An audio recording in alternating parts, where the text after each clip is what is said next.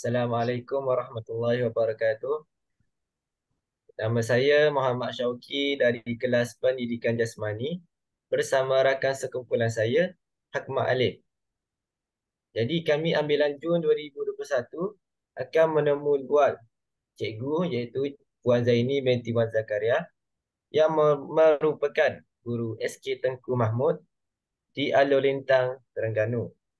Untuk menyempurnakan kerja khusus kami, jadi kami akan membincangkan tentang mengenai bagaimana kepercayaan agama, adat resam dan budaya perlu ditangani bagi mewujudkan suasana sosio budaya serta komunikasi bilik darjah yang mersa budaya.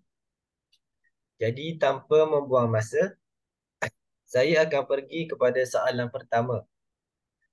Soalan pertama, bolehkah cikgu berkongsi serba sedikit tentang latar belakang kerjaya cikgu sepanjang berkhidmat sebagai seorang guru? Okey, Assalamualaikum warahmatullahi wabarakatuh. Baik. Saya Cikgu Wan Zaini binti Wan Zakaria, dan sekarang ini saya berkhidmat di SK Tengku Mahmud, Kampung Raja Besut, Terengganu.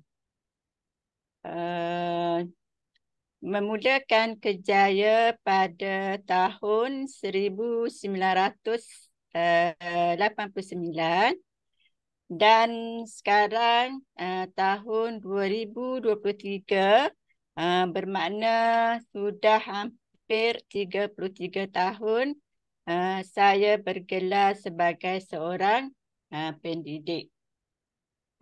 Dan sepanjang kerjaya saya selama lebih kurang 33 tahun itu, saya sudah berkhidmat di 5 buah sekolah, dan kesemua sekolah itu adalah dalam daerah Besut, Terengganu. Okey.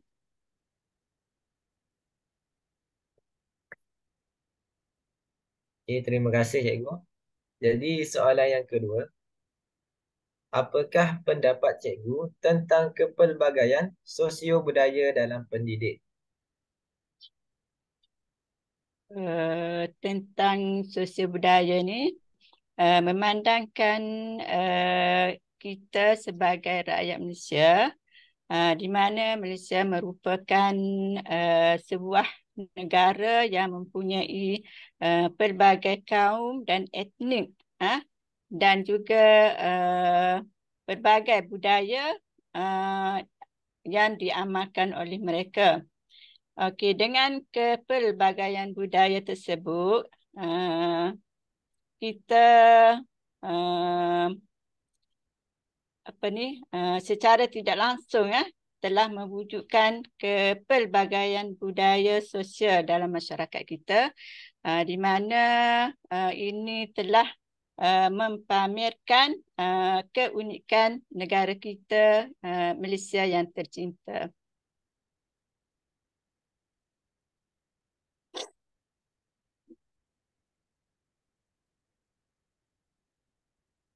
Okey, soalan seterusnya. Ya,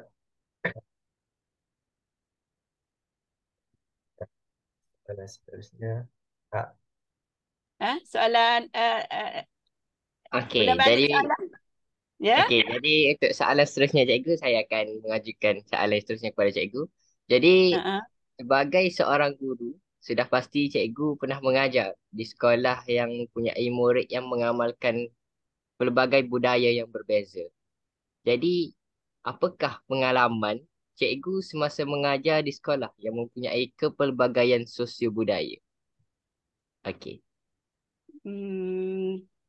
Memandangkan saya ni mengajar di 5 sekolah, di mana sekolah ni di sekolah kebangsaan dan semuanya berada di daerah Besut.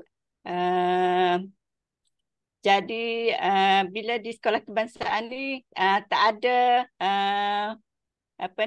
murid-murid yang berbagai bangsa, tetapi dari pengalaman kawan-kawan juga pengalaman semasa saya praktikum dulu.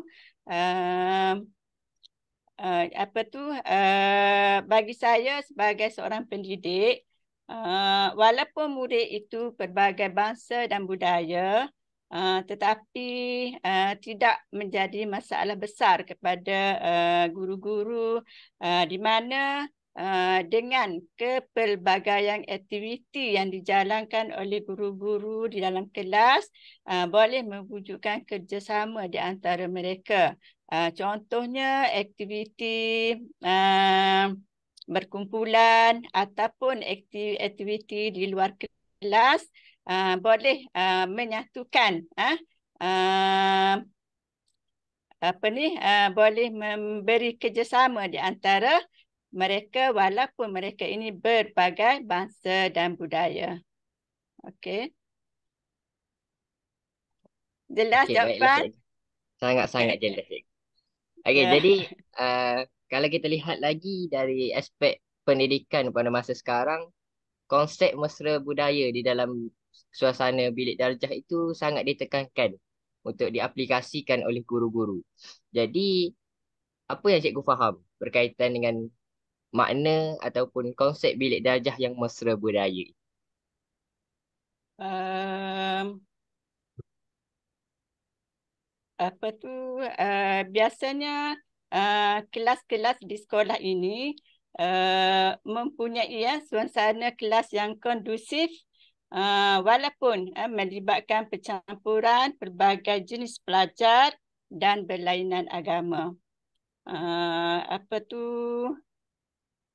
Sebab kita akan adakan suasana kelas yang penuh kondusif. Okey. Okey. Okey. Jadi untuk yang seterusnya, cikgu berkaitan dengan cikgu pun dah mengajar lebih kurang dalam 33 tahun dan mempunyai Mm-mm. banyak pengalaman dari segi kawan-kawan sendiri ataupun pengalaman-pengalaman cikgu. Jadi, Mm-mm. apakah contoh antara aktiviti-aktiviti yang telah dilaksanakan kira-kira di mana-mana sekolah sepanjang pengalaman cikgu mengajar ni untuk mewujudkan suasana bilik darjah yang mesra budaya? Maksud tu aktiviti dalam kelas ke aktiviti luar kelas? Uh, Aktiviti dalam kelas pun boleh, dan juga kalau ada aktiviti-aktiviti yang macam contoh aktiviti yang melibatkan tahun, tingkatan ke darjah ke yang di luar kelas pun boleh ada Okey. dikongsikan. Kalau contoh dalam kelas, biasanya cikgu akan buat aktiviti kumpulan. Okey. Setiap pelajaran mungkin dia ada aktiviti berkumpulan. Ni salah satu daripada contoh untuk kita menyatukan murid-murid yang berbagai bangsa. Lagi contoh, kalau dalam kelas mungkin setiap bulan cikgu boleh gunakan aktiviti macam mana ya? Mungkin kita boleh bagi contohlah satu perkataan, satu minggu ataupun satu hari ke satu perkataan yang kita boleh translatekan kepada berbagai bahasa.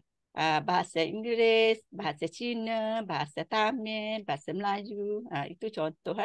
Okey, kemudian guru juga mungkin boleh adakan satu bulan satu tema dalam kelas yang boleh melibatkan budaya mereka, contohnya hias kelas dan sebagainya. Itu dalam kelas contoh. Banyak lagi contoh tu di antaranya. Okey, kalau luar kelas pula mungkin aktiviti gotong royong.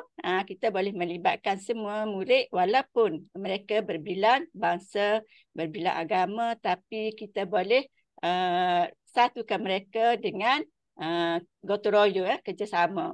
Ataupun kita boleh buat aktiviti kebudayaan untuk menyambut sesuatu perayaan yang melibatkan mereka. Itu di antara aktiviti yang boleh kita lakukan untuk menangani perbezaan kaum di dalam sekolah, terutamanya dalam kelas. Itu di antaranya. Okey. Okey, baiklah. Terima kasih cikgu di atas jawapan-jawapan atau cadangan aktiviti yang sangat-sangat kondusif ataupun bertepatan dengan tajuk Musra Budaya kita pada hari ini. Jadi seterusnya saya serahkan kembali kepada Syauqi untuk meneruskan kepada soalan yang lain. Okey, ini soalan yang terakhir cikgu. Jadi seperti yang kita tahu, kepelbagaian sosio budaya ini memberi impak dan kesan yang positif kepada diri murid maupun cikgu di sekolah. Jadi sepanjang pengalaman cikgu, apakah kesan positif yang cikgu dapat lihat hasil daripada kepelbagaian sosio budaya kepada murid? Mungkin dengan pergaulan mereka di antara satu sama lain, boleh tidak membezakan ekonomi mereka, dan mereka boleh merasai serta menyelami perasaan di antara mereka, walaupun mereka ni berbilang bangsa, berbilang budaya, tapi di antara kerjasama mereka, mereka saling faham memahami di antara mereka. Okey, kemudian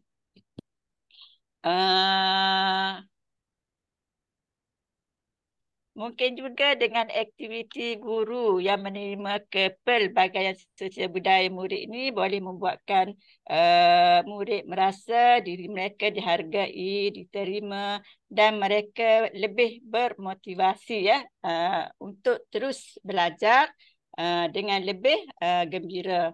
Okey, dan di antara kesan positif lagi mungkin mereka dapat mempelajari berbagai bahasa dengan pergaulan mereka. Contohnya, kalau mungkinlah bahasa Cina, dia boleh juga bertutur dalam bahasa India, ataupun India boleh bertutur dalam bahasa Cina. Orang Melayu pun macam tu juga. Dan kalau bahasa Melayu tu memanglah sebab bahasa Melayu itu bahasa rasmi. Okey, itu di antara kesan-kesan positif dalam pendidikan di Malaysia. Walaupun Malaysia ni mempunyai pelajar-pelajar yang mempunyai pelbagai sosial budaya, tapi dengan dengan pendidikan kita sekarang boleh memberikan impak yang positif kepada murid-murid untuk terus belajar dengan lebih gembira walaupun mereka berbagai bangsa dan budaya. Okey, itu sahaja jawapan dari saya. Okey. Terima kasih cikgu kerana menjawab persoalan tadi. Jadi itu sahaja untuk temu bual kali ini. Semoga kita semua mendapat informasi dan juga manfaat melalui temu bual ini agar ia dapat diamalkan untuk generasi yang akan datang. Jadi ribuan terima kasih diucapkan kepada Cikgu Zaini kerana sudi meluangkan masa untuk kami dalam membincangkan topik mesra budaya ini. Jadi itu sahaja daripada kami. Sekian. Assalamualaikum warahmatullahi wabarakatuh. Waalaikumsalam.